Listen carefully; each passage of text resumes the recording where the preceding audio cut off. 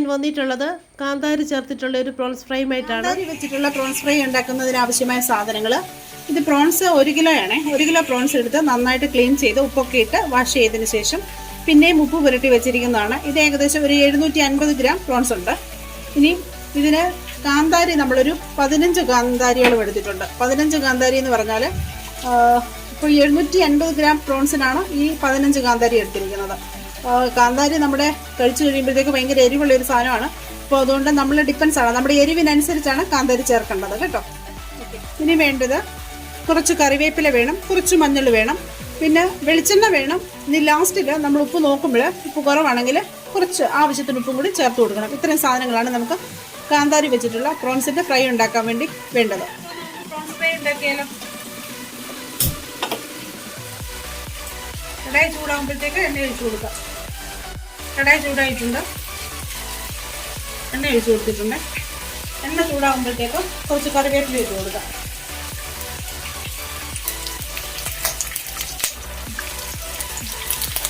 അതോടൊപ്പം തന്നെ ആവശ്യത്തിന് നമ്മൾ ചതച്ച് വെച്ചിരുന്ന കാന്താരി കൂടി ഇട്ട് കൊടുക്കണേ.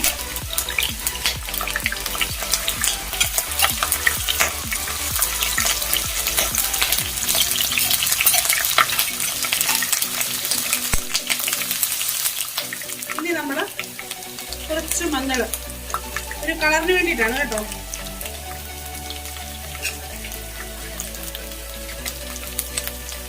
മഞ്ഞൾ മൂട്ടി കഴിയുമ്പോഴത്തേക്ക് ഈ കഴുകി വെച്ചിരിക്കുന്ന പ്രോൺസ് ഉപ്പും കൂടെ ചേർത്തതാണേ നമ്മളിതിലേക്ക് ഇട്ട് കൊടുക്കുക.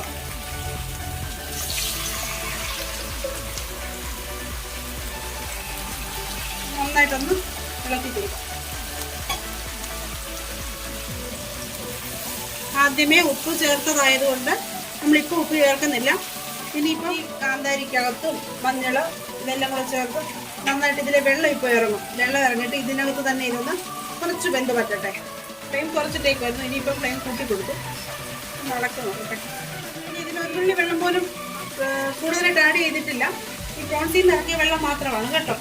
നോക്കിക്കേ, ഇത് മാത്രം വെള്ളം ഉണ്ടെന്ന്. ഈ വെള്ളം തന്നെ ഇത് കിടന്ന് പറ്റണം. അപ്പോൾ ആ കൂട്ടത്തിൽ തന്നെ വെളിച്ചെണ്ണ നമ്മൾ ആഡ് ചെയ്തിട്ടുള്ളതുകൊണ്ട് വെള്ളം പറ്റി കഴിയുമ്പോൾ ഈ വെളിച്ചെണ്ണയിൽ കിടന്ന് ഇത് മുരിഞ്ഞോളും.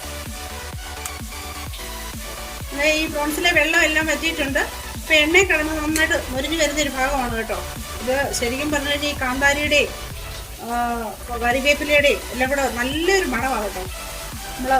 നിങ്ങൾ ഇത് ചെയ്തിട്ടില്ലാത്തവർ ഇതൊന്ന് ഉണ്ടാക്കി നോക്കണം, നല്ലതായിരിക്കും. നല്ല ടേസ്റ്റാണ്, കാണുമ്പോഴും നല്ല ഭംഗി, നല്ല ടേസ്റ്റുമാണ് കേട്ടോ.